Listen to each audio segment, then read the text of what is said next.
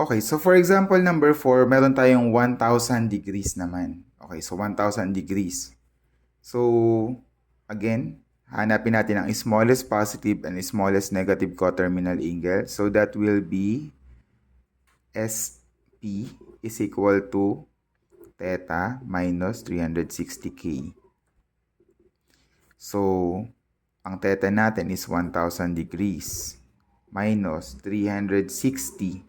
Anong value ng K ang ilalagay natin para ang magiging final answer dito is a positive number. So, kung ang ilalagay natin dito, let's say, ang ilalagay natin is 360 times 2, that will be 720. Kapag sinabtract mo siya dito, ang magiging sagot mo is a positive number kasi mas malaki yun, 1,000 kaysa dito sa negative 300, negative 720. Kung tatlo naman, 360 times 3, ilan yun? 360 times 3 is 1,080.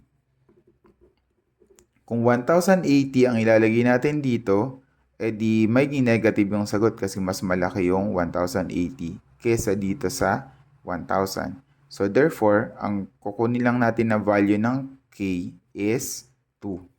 So lagay natin is 2. So that will be 1,000 minus 720. And that will be equal to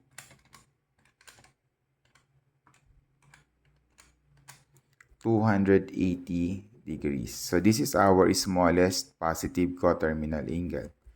And then our smallest negative, same formula, theta minus 360 degrees, 360K is equal to 1,000 minus 360 times what number para ang makuha natin, smallest negative ay negative number. So that will be, ito kukunin natin kasi 1,080. Gusto natin makuha is yung pinakamalapit na pwede kang makakuha ng negative na sagot. So, 3. So, 1,000 minus 1,080 is equal to negative 80 degrees. So, this is our smallest negative coterminal angle.